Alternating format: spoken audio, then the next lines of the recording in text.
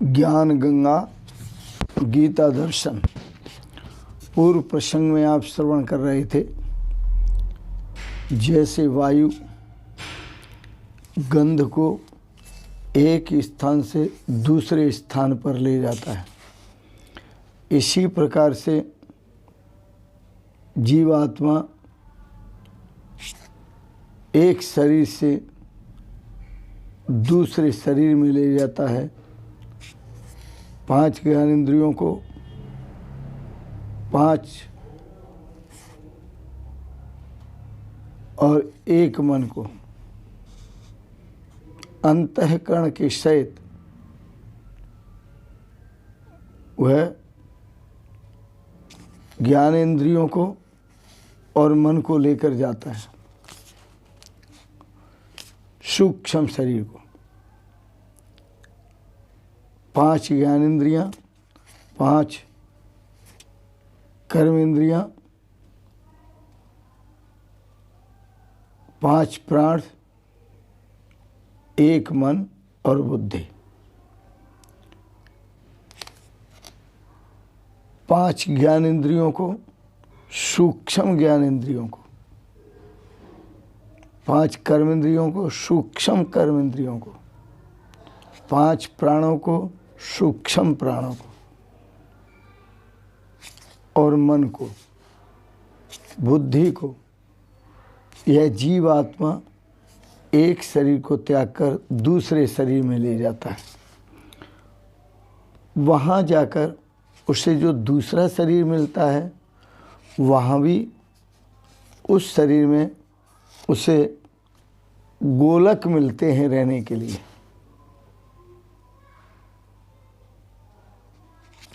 उस शरीर में आँख भी होती है, कान भी होते हैं, हाथ भी, पैर भी, नाक भी, मुंह भी, सब साधन होते हैं। उनमें बैठ करके जब उसमें बैठ जाता है जा करके, इसके लिए भगवान श्री कृष्ण इसी 15वें अध्याय के 9वें श्लोक में कहते हैं, श्रोत्रम चक्षुस्पर्शनम च रसनम घ्राणमेव च अधिष्ठाय मनश्चायम विषया अनुपसेवते। भगवान श्री कृष्ण कहते हैं, अर्जुन, उस शरीर में जाकर यह जीवात्मा मन इंद्रियों द्वारा विषय भोगों का सेवन करता है। मन इंद्रियों के द्वारा विषय भोगों का सेवन करता है। कौन करता है? यह जीवात्मा। और उस अवस्था में क्या उसकी स्थिति होती है, वह भगवान श्री कृष्ण बता रहे हैं। यह जीवात्मा श्रोत्र, चक्षु और त्वचा को तथा रसना, घ्राण और मन को आश्रय बना करके, अधिष्ठाय आश्रय बना करके, किस किस को? श्रोत्र को, चक्षु को और त्वचा को, रसना को, घ्राण नासिका, घ्राण इंद्रिय को और मन को आश्रय बना करके उस शरीर में विषयों का सेवन करता है। पहले पूर्व शरीर में विषयों का सेवन कर रहा था, अब उस शरीर में जाकर विषयों का सेवन करता है। इसलिए भगवान श्री कृष्ण का श्रोत्रम चक्षुस्पर्शनम च रसनम घ्राणमेव च अधिष्ठाय मनश्चायम विषया अनुपसेवते। वह विषयों का सेवन करता है। पर एक बात ध्यान में रखना, यहाँ जीव आत्मा विषयों का सेवन करता है, पर अज्ञानी जन मान लेते हैं कि आत्मा विषयों का सेवन करता है और अपने को कर्ता मान लेते हैं, अपने को भोक्ता मान लेते हैं। जब अपने को कर्ता मान लेते हैं तो भोक्ता तो बनना ही पड़ेगा। अपने को सुख चाहने वाला मान लेते हैं तो दुख तो अपने आप ही मिल जाएगा। अपने को मान चाहने वाला मान लेते हैं तो अपमान तो अपने आप मिल जाएगा। अपने को लाभ चाहने वाला मान लेते हैं तो हानि तो अपने आप मिलेगी। अपने को यश चाहने वाला मान लेते हैं तो अपयश अपने आप मिल जाएगा। अपने को सुख चाहने वाला मान लेते हैं तो दुख अपने आप मिल जाएगा। जब अपने को कर्ता मान लेते हैं तो भोक्ता आप अपने आप बन जाते हैं। जैसी करनी वैसी भरनी। तो भगवान श्री कृष्ण कहते हैं अर्जुन, भोक्ते त्याहुर मनीषिण। ऋषि मुनि जितने भी हुए हैं सब एक ही बात कहते हैं। यह भ्रांतिवश अज्ञानवश आत्मा को कर्ता मान लेता है। पर याद रखना, आत्मा कर्ता नहीं है। गुण गुणेषु वर्तन्ते, गुण गुणों में वर्तते हैं। यह दृष्टि सूर्य को देखती है। यह दृष्टि सूर्य से मिली हुई है। यह दृष्टि सूर्य का गुण है। सूर्य के प्रकाश को देखती है, सूर्य के प्रकाश में देखती है। गुण गुणों में वर्तते हैं। श्रोत्रेंद्रिय दिशाओं का गुण है। ये समस्त दिशाओं की चर्चा सुनते हैं। ये गुण गुणों में वर्त रहे हैं। वह जो शरीर में गोलक है वह मैं नहीं। उस शरीर में बैठा हुआ जीव जो श्रवण करता है वह भी मैं नहीं। आप कहेंगे ये क्रिया जड़ में कैसे होती है? जड़ में भी हो जाती है। इंजन जो होता है, गाड़ी का इंजन, उसके जितने भी पुर्जे होते हैं सब शिथिल होते हैं, हार्ड होते हैं। जितने पुर्जे होते हैं, और इंजन में जब पेट्रोल पड़ता है और थोड़ी रगड़ लगती है आपस में, इंजन स्टार्ट हो जाता है और चल पड़ता है। तो ये कौन चल रहा है? कोई चेतन थोड़ी चल रहा है, ये जड़ ही चल रहा है। कितने इंजन सड़कों पर दौड़ते हैं, आप क्या समझते हैं? चेतन दौड़ता है? चेतन कभी नहीं दौड़ता। चेतन तो जहाँ भी दृष्टि पड़ती है वहाँ भरपूर है, व्यापक है। आत्मा साक्षी विभूपूर्ण एको मुक्तश्चिदक्रिया। आत्मा साक्षी है, आत्मा व्यापक है, आत्मा पूर्ण है, आत्मा एक है, आत्मा चेतन है, आत्मा सत है, आत्मा अक्रिय है। ऐसा वेद में कहा। आत्मा साक्षी विभूपूर्ण एको मुक्तश्चिदक्रिय। आत्मा मुक्त है,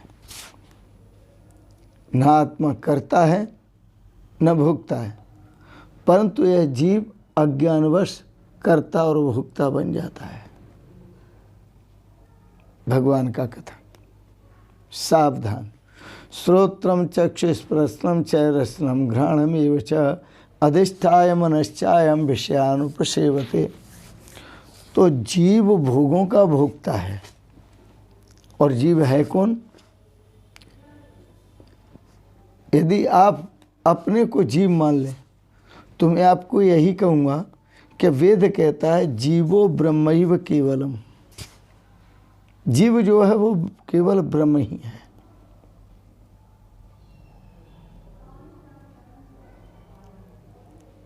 आत्मैवेदम सर्वम, है सब कुछ आत्मा ही आत्मा है। आओ एक पद के माध्यम से हम आपसे चर्चा करते हैं। बड़ा सुंदर पद है, इस पद पर ध्यान देंगे और आराम से सुनेंगे इस पद को। भक्त कहता है भगवान से, कौन सा भक्त?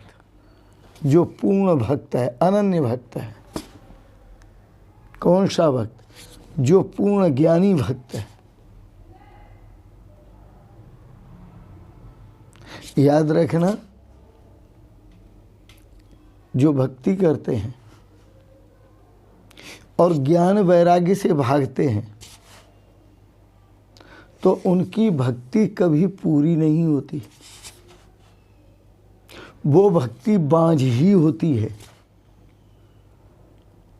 क्योंकि भक्ति के जो पुत्र हैं, श्रीमद् भागवत में श्रवण करेंगे तो वो दो पुत्र हैं, ज्ञान और वैराग्य। और यदि ज्ञान और वैराग्य से युक्त भक्ति नहीं है तो वह भक्ति बांझ है। उस भक्ति का तो सुबह उठते ही मुंह भी नहीं देखना चाहिए। ऐसा शास्त्रों में निषेध किया है कि सुबह उठते ही बांझ का मुंह नहीं देखना चाहिए। विद्वत ब्राह्मण भी ऐसा कहते हैं कि कहीं जा रहे हैं आप और बांझ स्त्री सामने पड़ जाए तो आप रुक जाओ। जब पुत्रवती सामने आ जाए, सौभाग्यशाली, उसका दर्शन करके फिर चलो। तो इसलिए भक्ति के दो पुत्र सुदृढ़ होना चाहिए, एक ज्ञान, एक दूसरा वैराग्य। आओ हम भगवान से प्रार्थना करते हैं, प्रभु कृपा करो। और कृपा क्या करनी है? छिपे बैठे हो कण कण में, छिपे बैठे हो कण कण में, भला मैं कैसे पहचानूं। छिपे बैठे हो कण कण में, भला मैं कैसे पहचानूं।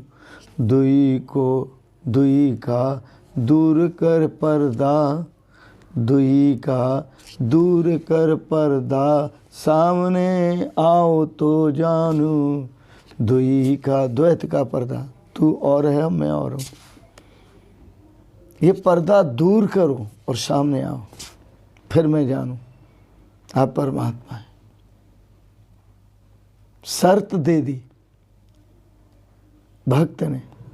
छिपे बैठे हो कण कण में, सभी शास्त्र कहते हैं, सभी विद्वान कहते हैं, वेद कहते हैं, भगवान कण कण में, परमात्मा कण कण में। भला मैं कैसे पहचानूं? कण तो दिखाई देता है, लेकिन जो कण में है वो दिखाई नहीं देता। जन तो दिखाई देते हैं, जो जन जन में है वो दिखाई नहीं देते। पदार्थ तो दिखाई देते हैं, लेकिन जो पदार्थों में है वो दिखाई नहीं देता। विश्व तो दिखाई देता है, जो विश्वम्भर विश्व में है वो दिखाई नहीं देता। प्रकृति तो दिखाई देती है, लेकिन प्रकृति में जो है वो दिखाई नहीं देता। गुण तो दिखाई देते हैं, लेकिन जो गुणों में व्यापक है वो दिखाई नहीं देता। छिपे बैठे हो कण कण में, भला मैं कैसे पहचानूं। दुई का दूर कर पर्दा, सामने आओ तो जानूं। दुई का दूर कर पर्दा, सामने आओ तो जानूं। भक्त जो है चैलेंज दे रहा है भगवान को, और क्या कहता है? छिपे बैठे, छिपे माया के पर्दे में, भक्त कहता है छिपे माया के पर्दे में, क्या मुझसे शर्म आती है। विनोदात्मक, क्या बात है, भक्त की भावना देखिए। छिपे माया के पर्दे में, ये माया का पर्दा ऊपर से डाल रखा है। छिपे माया के पर्दे में क्या मुझसे शर्म आती है। जरा दरम्यान से घूंघट, जरा दरम्यान से घूंघट हटा लोगे तो क्या होगा। जरा दरम्यान से घूंघट उठा लोगे तो क्या होगा। छिपे बैठे हो कण कण में, दुई का दूर कर पर्दा, सामने आओ तो जानू। जरा दरमियान से घूंघट, दरमियान जो बीच में माया का घूंघट डाल रखा है, इसको हटा लोगे तो क्या होगा। क्या तुम्हें शर्म आती है, या यहाँ तुम्हारा कोई जेठ या ससुर खड़ा हुआ है जो आपने अपने चेहरे पर माया का पर्दा डाल रखा है। सुना है कहने वालों से हसीनों के हसी तुम हो। जितने दुनिया में सुंदर हैं आप उन सबसे ज़्यादा सुंदर हो।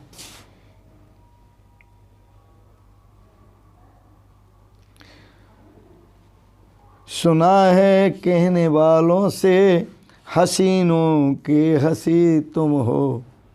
जरा चेहरे से चिलमन को, पर्दे को जरा चेहरे से चिलमन को उठा दोगे तो क्या होगा। जरा चेहरे से चिलमन को उठा दोगे तो क्या होगा।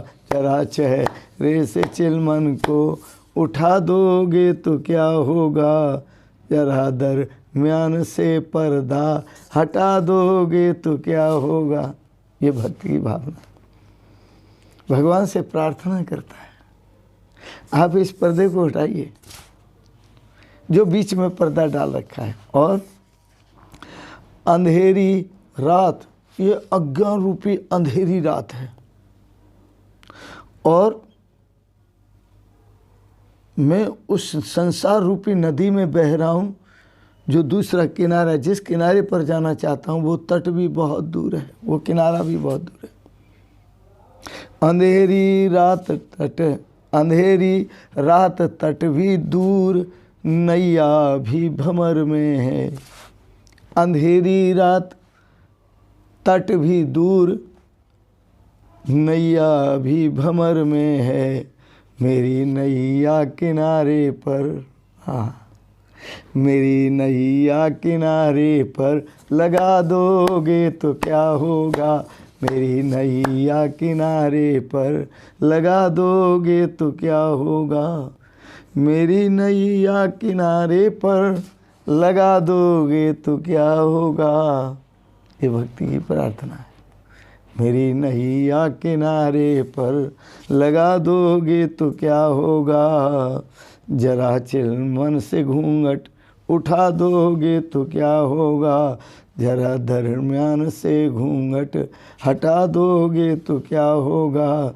जरा चेहरे से चिलमन को उठा दोगे तो क्या होगा। और ये सूरज चाँद, इनके प्रकाश में आपका दर्शन हो नहीं रहा है, ये आपके प्रकाश में खुद अंधेरे में है, आपके प्रकाश के सामने। तो मैं प्रार्थना करता हूँ, है सूरज चांद भी फीके तुम्हारे नूर के आगे। हैं सूरज चांद भी फीके तुम्हारे नूर के आगे। वही ज्योति मेरे मन में, वही ज्योति मेरे मन में जला दोगे तो क्या होगा। वही ज्योति मेरे मन में जला दोगे तो क्या होगा। मेरी नैया किनारे पर लगा दोगे तो क्या होगा।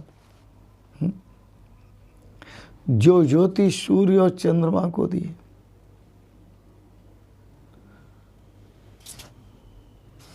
उस ज्योति को मेरे मन में भी आप जला देंगे तो क्या होगा। मेरी नैया किनारे पर लगा दोगे तुम्हें जानू। फिर मैं कहूँगा, जरा दरम्यान से घूंघट हटा लोगे तुम्हें जानू, जरा चेहरे से चिलमन को उठा दोगे तुम्हें जानू, मेरी नैया किनारे पर लगा दोगे तुम्हें जानू। और वही ज्योति मेरे मन में जला दोगे तुम्हें जानू, वही ज्योति मेरे मन में जगा दोगे तुम्हें जानू। तो मैं आपको समझूंगा। और तुम्हारे को बुलाया क्या, तुम्हारे को भुलाया क्या।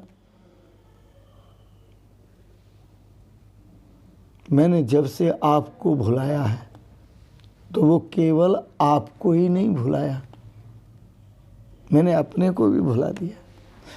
तुम्हारे को भुलाया क्या, मैं अपना आप खो बैठा। तुम्हारे को भुला, एक एक शब्द बड़ा कीमती है। हे प्रभु, आपको मैंने क्या भुलाया, मैं अपने आप को ही खो बैठा हूँ, मुझे पता ही नहीं मैं कौन हूँ। Who are you? तुम कौन हो, पहचानो अपने आप को। तुम्हारे को भुलाया क्या, मैं अपना आप खो बैठा। मुझे मुझसे अगर फिर से, मुझसे अगर फिर से, मुझसे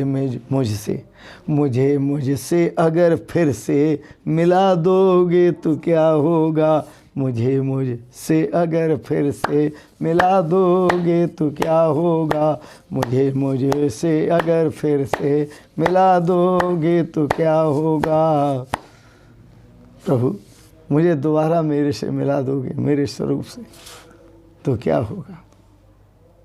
कितनी सुंदर प्रार्थना है, कितनी तत्वात्मक प्रार्थना है, कितनी पूर्ण ज्ञानात्मक प्रार्थना है। तुम्हारे को भुलाया क्या, तुम्हारे को भुलाया क्या, मैं अपना आप खो बैठा। अपने आप को ही खो दिया मैं। मुझसे अगर फिर से मिला दोगे तो क्या होगा। बनूं मैं तुमसे मिलकर तुम, बनूं मैं तुमसे मिलकर तुम, बनूं मैं तुमसे मिलकर तुम, कहे फिर कौन मैं और तुम। बनूं मैं तुमसे मिलकर तुम, कहे फिर कौन मैं और तुम। ये भेद फिर कौन कह सकता है, भेद रहता ही नहीं।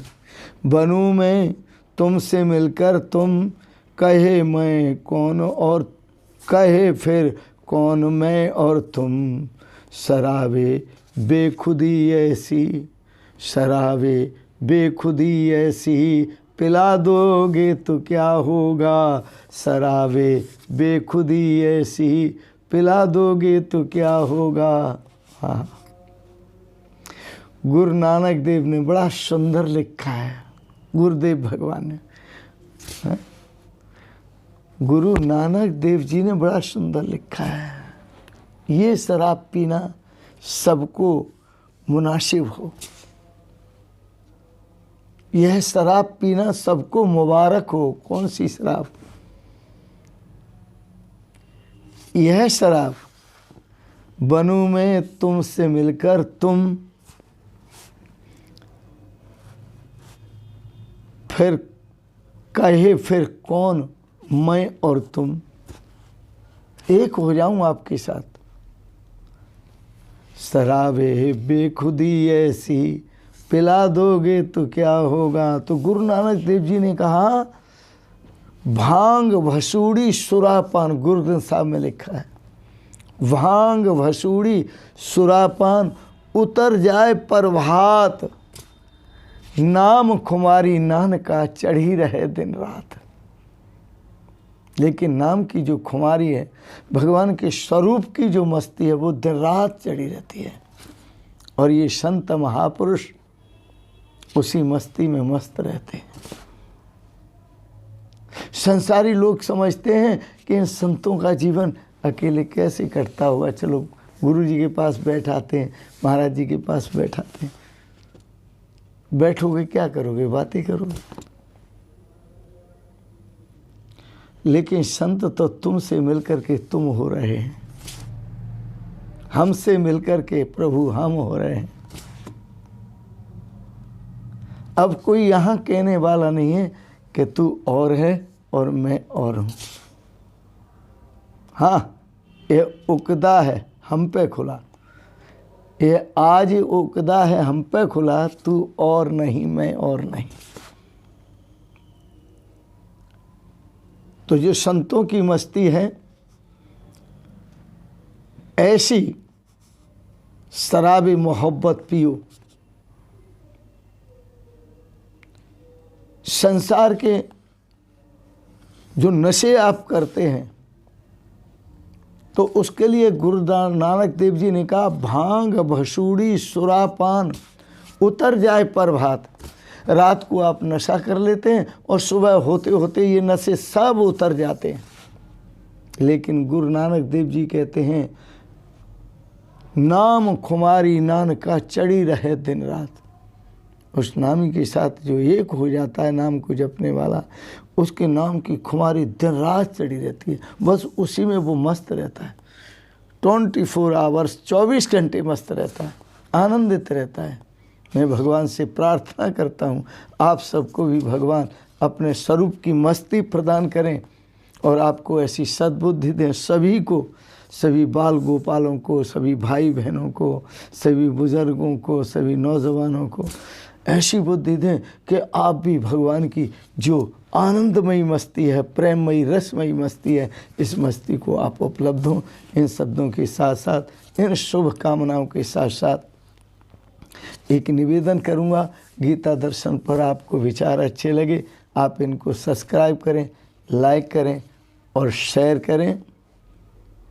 अंत में आप सबके प्रति सत्संगमयी, अनंत मंगलमयी शुभ कामनाएं करते हुए आपके पावन श्री चरण कमलों में सादर प्रणाम करता हूँ।